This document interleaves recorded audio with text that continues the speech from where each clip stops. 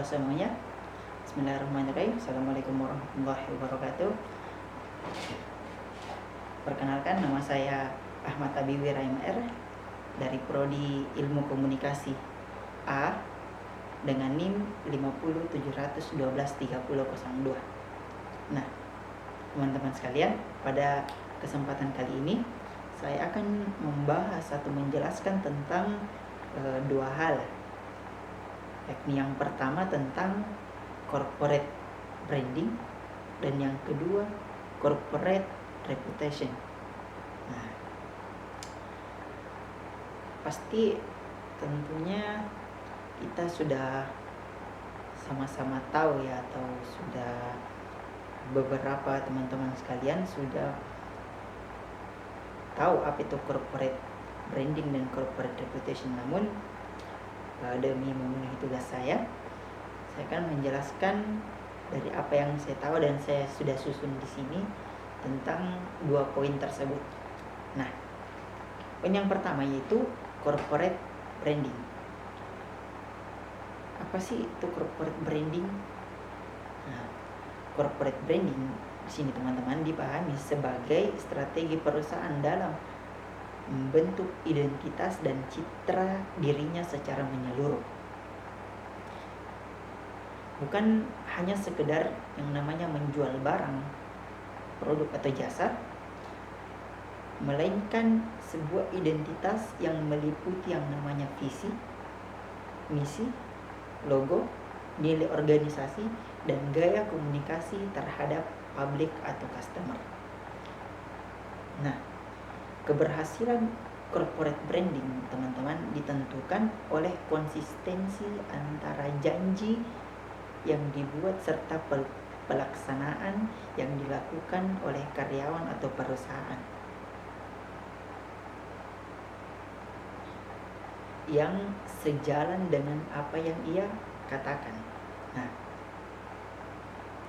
apabila terjadi ketidaksesuaian teman-teman, maka citra perusahaan akan mudah tergoyahkan.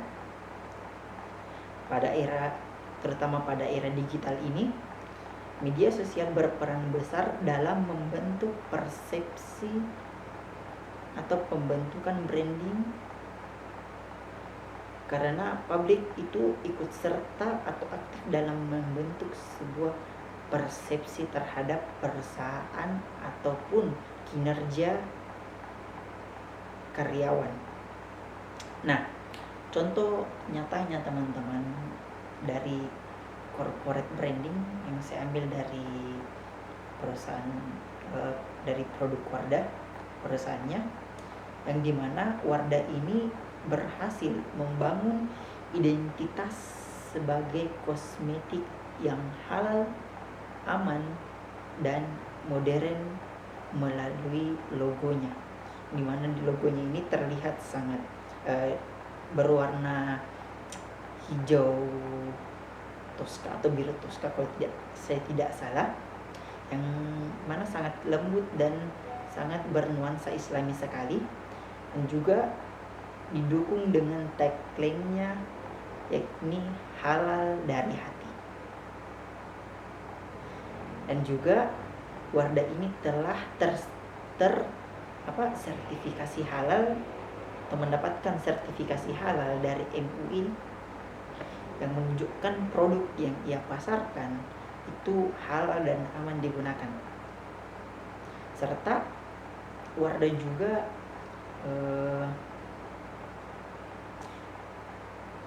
sering melakukan kegiatan-kegiatan sosial atau kampanye serta memperkenalkan inovasi-inovasi produknya.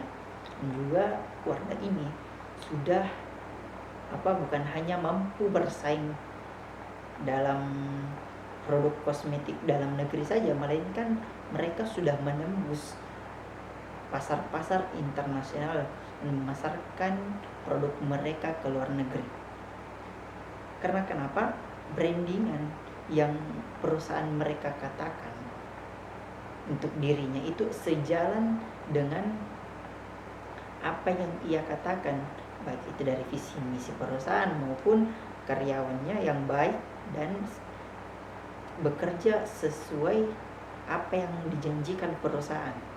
Nah, kemudian teman-teman beralih ke poin kedua, yakni corporate reputation atau reputasi perusahaan.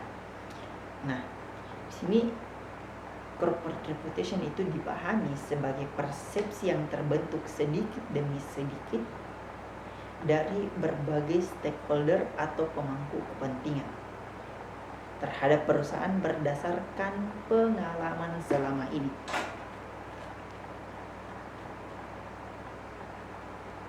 Baik dari segi komunikasinya, kinerjanya, dan tanggung jawab sosialnya yang mereka lakukan selama perusahaan itu terbangun atau selama mereka bekerja.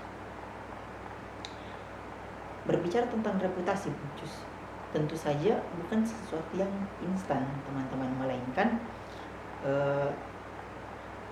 sebuah akumulasi jangka panjang dari perilaku dan keputusan perusahaan yang diambil. Nah, reputasi memiliki nilai strategis karena berfungsi sebagai aset tidak berwujud, seperti aset tidak berwujud atau perisai di saat krisis, serta faktor yang memengaruhi nilai pasar dan akses terhadap investornya.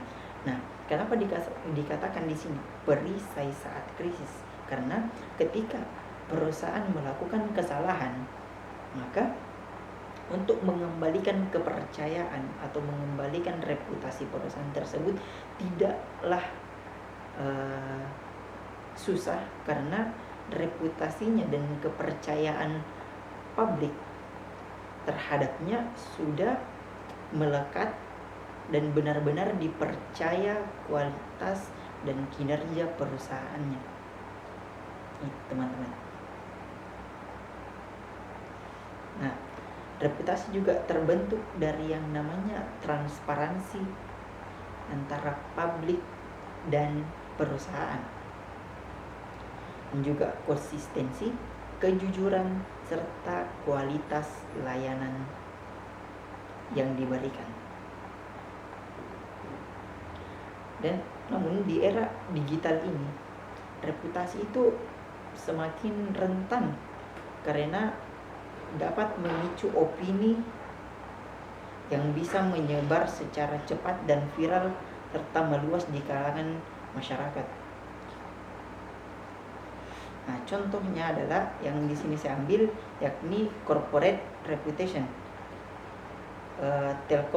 Perusahaan PT Telkomsel Indonesia, yang dimana di sini yang memiliki reputasi sebagai perusahaan telekomunikasi terbesar dan terpercaya berkat konsistensi layanan serta inovasi digital mereka, serta kiprahnya dalam CSR. Nah, kenapa sangat dipercaya? Karena saat kita berada di dalam pelosok, kartu-kartu yang lain itu atau internet yang lain itu justru sudah tidak memiliki jaringan lagi, tetapi Telkomsel menjanjikan atau memberikan satu terobosannya sehingga kita masih bisa menikmati internet Telkomsel itu dimanapun dan kapanpun kita berada, teman-teman. Itulah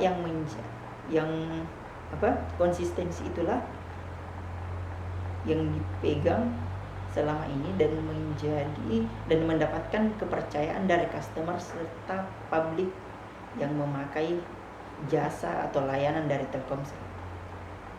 Nah, sebagai kesimpulan atau secara keseluruhannya, corporate branding itu berfungsi membangun citra dan identitas yang diinginkan perusahaan.